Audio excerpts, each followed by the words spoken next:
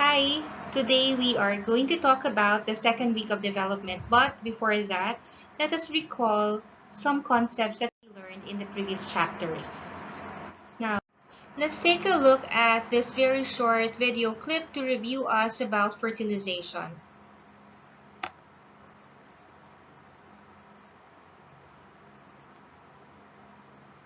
When ejaculation occurs during intercourse, approximately 200 million sperm, or spermatozoa, are deposited into the vagina. They swim through the cervix, propelled by whip-like motions of their tails, or flagella, after which muscular contractions of the uterus direct them to the uterine tubes. This process usually takes between 30 minutes and 2 hours. Only around 200 spermatozoa will reach the secondary oocyte in the uterine tube, and of these, only one will fertilize it. Fertilization cannot occur until two processes have taken place: capacitation and the acrosomal reaction. These can take several hours. Capacitation is not fully understood, but secretions from the uterus wall and uterine tube destabilize the plasma membrane surrounding the head of the spermatozoa, or acrosome, resulting in the membrane becoming more fluid, which helps to prepare the spermatozoa for the events of fertilization. The spermatozoa become hyperactive.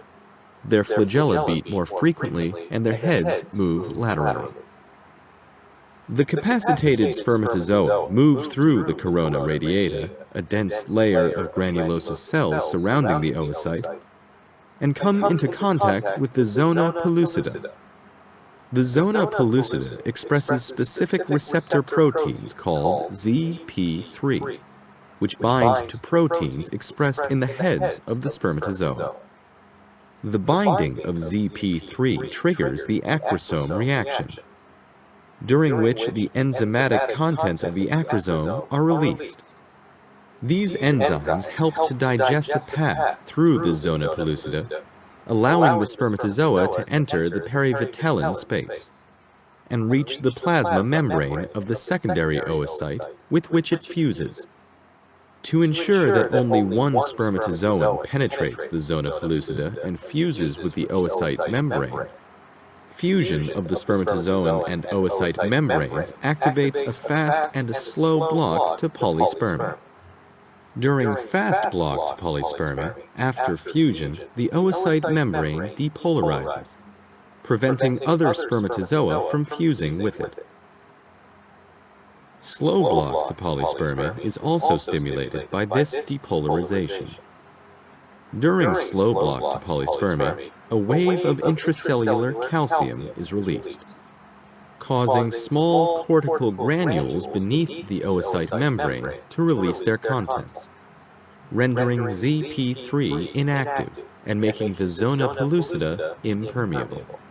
Upon the spermatozoon entering, the oocyte undergoes meiosis II and further develops into the female pronucleus.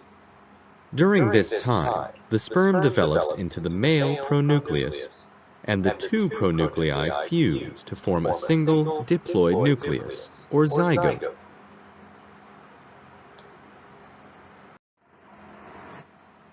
Recall this figure, and this will show to you the different events during the first week of development, showing to you how the oocyte actually travels along the uterine tube as it divides, and eventually it reaches the opening of the uterus sometime during day 3 and becomes implanted in the walls of the endometrium sometime during day 5.5 to day 6 of development.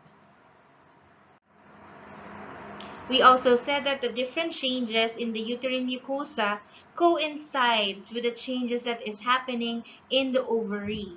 In fact, the uterine mucosa develops under the influence of the hormones coming from the ovaries. Remember that the cells that are formed during cleavage are called blastomeres, and then they form a ball-like structure that resembles a mulberry, which is called a morula. We also learned last time that eventually fluid fills up the spaces between these cells or between the cells of the blastomeres. And this will later on create the cavity which is called the blastocoele. And as the blastocoele is created, it's a fluid-filled cavity. Notice that here you will find cells that are found in the middle, and you call that the inner cell mass, and that will later on become the future body of the embryo, and so we call it the embryoblast. Meanwhile, the cells that remains at the periphery are what you call as the outer cell mass, or otherwise known as the trophoblast. Later on, the trophoblast will form extensions. The extensions of the trophoblast are the ones that will implant or allow the embryo to become implanted in the endometrium lining of the uterus. Now let's take a look at a short video clip showing the changes that are happening during day 1 to day 7 of development.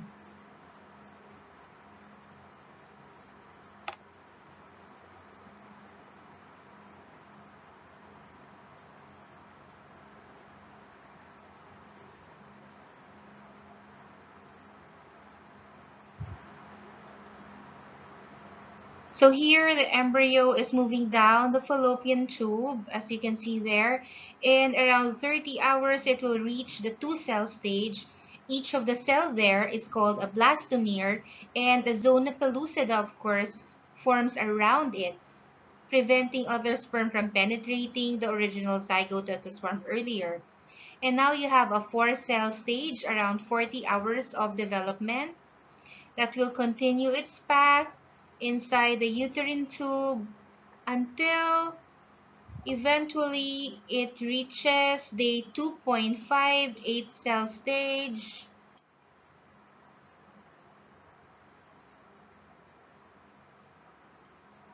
And somehow it will be at the opening of the uterus by day 3 of development, and you now call it a morula because it looks like a mulberry.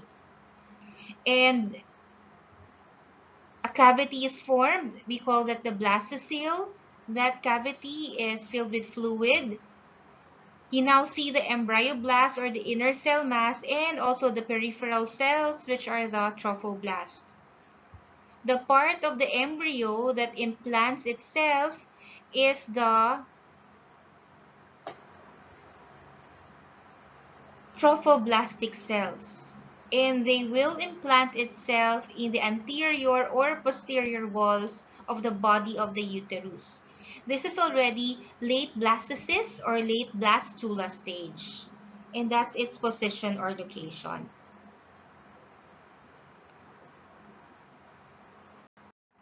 Now we can proceed with the second week of development. At day 8 of development, the blastocyst or the blastula is partially embedded in the endometrial stroma. In fact, you can still see the surface defect, and let me point it out. That's the surface defect. The embryoblast will further differentiate to form 2 layers. One of the layers is called the hypoblast, and that is shown in yellow, and the other layer is the epiblast, shown in blue. The epiblast cells will later divide to form another group of cells which is called the amnioblast. This amnioblast will later on have a cavity in the middle, and the cavity there will later on become the amniotic cavity. And in this diagram, you can still see that it's like a slit-like cavity, and let me color it for you in yellow. There. Another important changes that would happen would be the trophoblast will further differentiate into 2 layers. One of the layer is called a cytotrophoblast, and the other layer is the syncytiotrophoblast. The difference between the two is that the cellular boundaries are very distinct for cytotrophoblastic cells. In fact, you can even see mitotic figures or cells that are undergoing mitosis. In the meantime, cells in the syncytial trophoblast rather do not have any distinct or clear boundaries. So you cannot tell where one cell ends, where another cell begins. This figure also shows to you that there are uterine glands that become more developed as the day progresses. During day 9, the blastocyst is more deeply embedded in the endometrium, and the penetration defect in the surface epithelium will now be closed by a fibrin coagulum, as you can see here. So there's the fibrin coagulum. The trophoblast will also show considerable progress in development. In particular, you'll find at the embryonic pole, there will be vacuoles appearing in the syncytium. And these are the different vacuoles. Let me color it. So you see vacuoles there, several vacuoles. Later on, the vacuoles will fuse, and when they fuse, they will form a large lacuna or lacunae.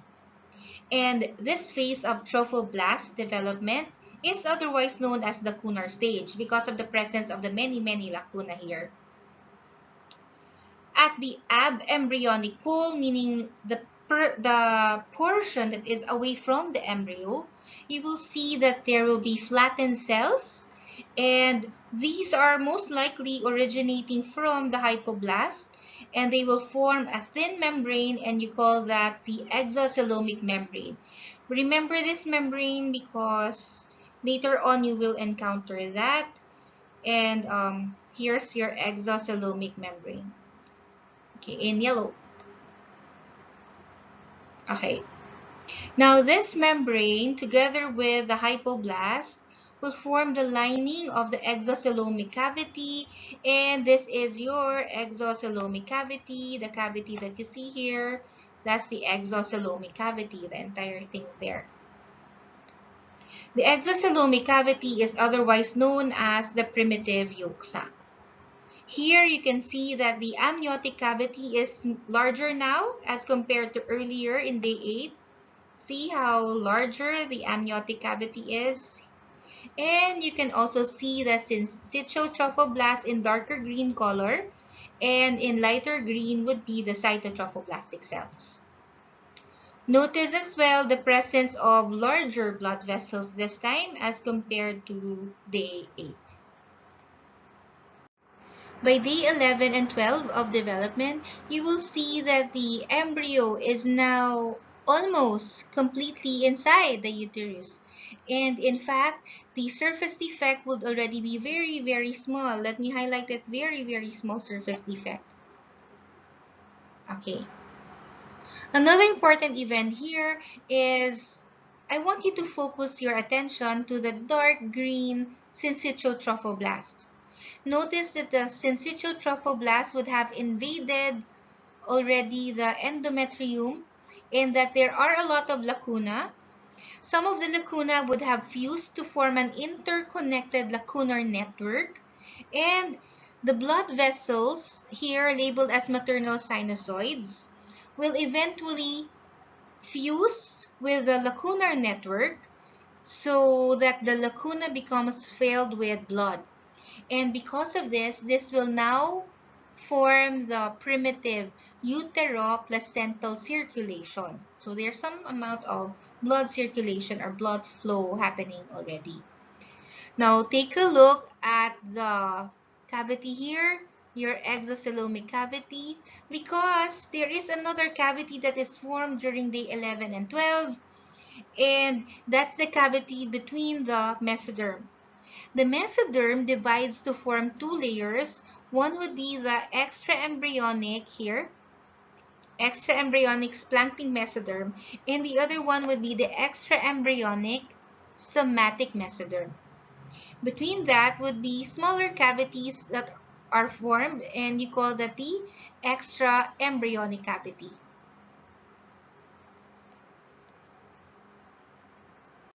So this is an actual 12-day human blastocyst, and you could quite visibly see the epiblast, the hypoblast. The very large primitive yolk sac is also shown there. And you also have the extra embryonic mesoderm. Remember, it splits into two. One would be the extra embryonic splanchnic mesoderm, and the other one is the extra embryonic somatopleuric or somatic mesoderm. And also recall that the primitive uteroplacental circulation is established during day 11 and day 12 of development. And that's it. By day 13, the surface defect is usually completely healed. And due to the increase in blood flow in the lacunar spaces, some amount of bleeding may happen. This actually coincides with the 28th day of the menstrual cycle. That's why it may be confused with the normal menstruation. The woman might actually think that she has a shorter duration of menstruation with fewer bloodshed than normal, when in fact it was actually merely what you'd call as implantation bleeding. At day 13, the trophoblast would be even more developed. The cytotrophoblast will invade the syncytial trophoblast more, and it forms cellular columns. These cellular columns are called the primary villi. The hypoblast, in the meantime, produces more cells along the inside of the exocelomic membrane, and this will form a new cavity which is called the secondary yolk sac or the definitive yolk sac. When this is formed, the exocelomic cavity or a portion of the exocelomic cavity will actually pinch off, and it will form a smaller cavity called the exocelomic cyst, which is found within the chorionic cavity. And the extra embryonic mesoderm will develop into the chorionic plate. Now take a look at this and you will see that a connecting stalk, and take note, this one here, wait, yeah, the connecting stalk, is actually mesodermal in nature. And when this becomes filled with blood vessels, eventually that will become the future umbilical cord. The uterus posterior or anterior walls are not the only possible site of implantation. Abnormal implantation sites can also occur even within the uterus. For example, in number 5, the embryo implanted itself in the internal os of the uterus. And that is dangerous because later on, when the placenta is formed, the placenta will be found somewhere here, blocking the opening. And that can cause bleeding, severe bleeding in fact. When the embryo and then the fetus grows, the bleeding could be so severe that it can actually be fatal. Another possible abnormal site of implantation would be outside the uterus itself. So there you have areas that are common, pointed out in number 1, number 2, 3, and 4. These are areas that are outside the uterus. For example, it could be implanted in number 1, that's already in the mesentery area, usually in Douglas pouch. Of course, the embryo will not be viable if it grows outside the uterus. Another possible site would be here in the ampulla.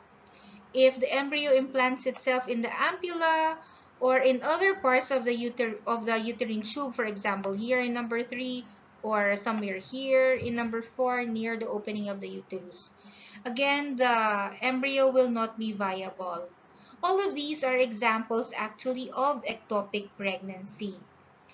What would happen if it grows in the uterine tube? The uterine tube is very, very small. It's very narrow. It cannot accommodate a growing embryo, much less a growing fetus. The uterine tube will eventually rupture, and there will be very, very painful ectopic pregnancy felt.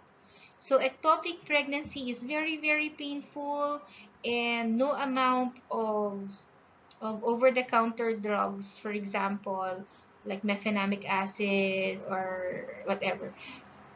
No medication can treat that pain at all. And so the woman would be forced to go to the hospital only to find out that the cause of her pain is actually an ectopic pregnancy.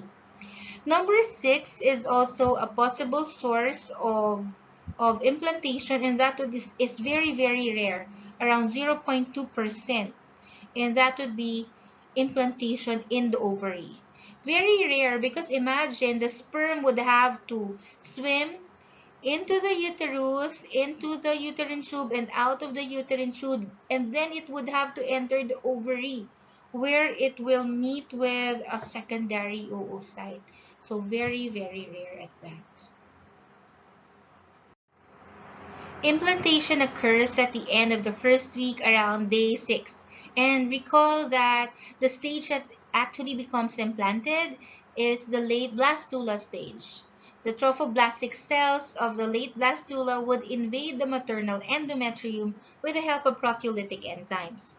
Watch this very short video clip to show implantation.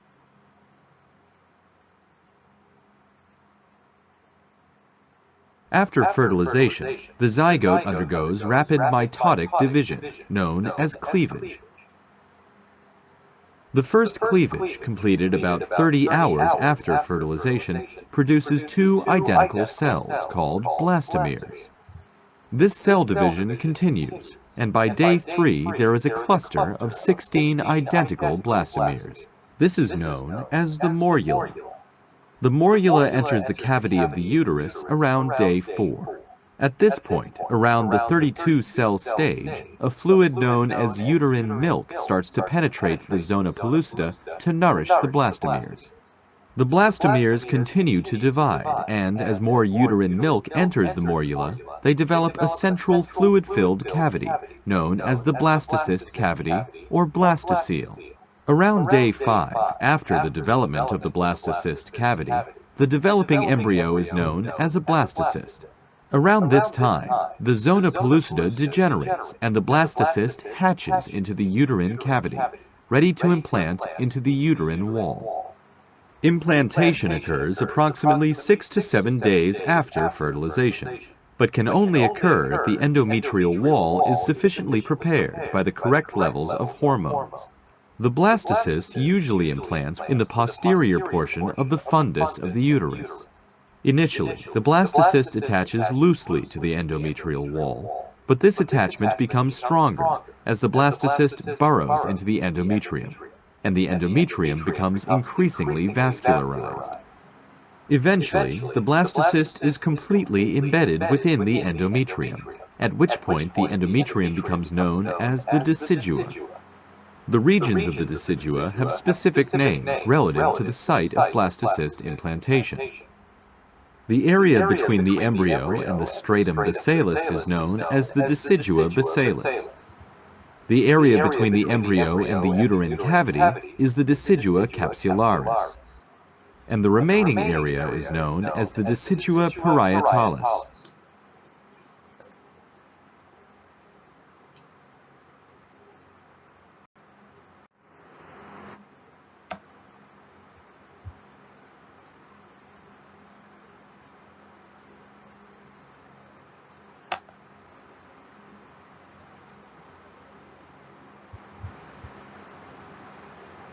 Implantation of the blastocyst usually occurs 6 to 8 days after fertilization. By the end of day 8, the blastocyst has burrowed into the endometrium of the uterus. At this time, it is composed of two main components: the outer cell mass, the trophoblast, and the inner cell mass, the embryoblast. As the trophoblast makes contact with the endometrium, it differentiates into two layers: an inner cytotrophoblast and an outer syncytiotrophoblast. The embryoblast differentiates into a bilaminar embryonic disc composed of two cell layers, the hypoblast and the epiblast. Soon after the embryonic disc has formed, a cavity begins to appear between the epiblast and the cytotrophoblast, known as the amniotic cavity. Cells originating from the hypoblast begin to migrate, forming a thin membrane, which covers the inner surface of the cytotrophoblast. This is called the exocelomic membrane. The exocoelomic membrane and cells of the hypoblast together form the walls of the primitive yolk sac. By day 9, the blastocyst is completely embedded in the uterus wall. At this stage of development, the growth of the syncytiotrophoblast and cytotrophoblast is much quicker than the bilaminar embryonic disc. Small holes called lacunae begin to form in the syncytiotrophoblast as it continues to expand. By day 12, the lacunae stop growing and fuse to form large interconnecting spaces called lacunar networks. Capillaries in the endometrium surrounding the developing embryo dilate, forming maternal sinusoids. As the syncytiotrophoblast continues to expand, enzymes begin to erode the lining of the sinusoids, and uterine glands, allowing maternal blood and uterine secretions to flow into the lacunar networks, establishing a utero-placental circulation. The blood and uterine secretions only come into close proximity to the embryo, allowing the exchange of gases and metabolites. Around the same time, a new population of cells appear between the inner surface of the cytotrophoblast and the outer surface of the primitive yolk sac, known as the extraembryonic mesoderm. Large cavities begin to appear in the extraembryonic mesoderm. These gradually fuse to form one single cavity, called the chorionic cavity. Around 13 days after fertilization, a large portion of the exocoelomic cavity is pinched off, forming a smaller cavity, the secondary yolk sac. By the end of the second week of development, the chorionic cavity enlarges, and the bilaminar embryonic disc is joined to the trophoblast by a band of extraembryonic mesoderm called the connecting stalk, the future umbilical cord.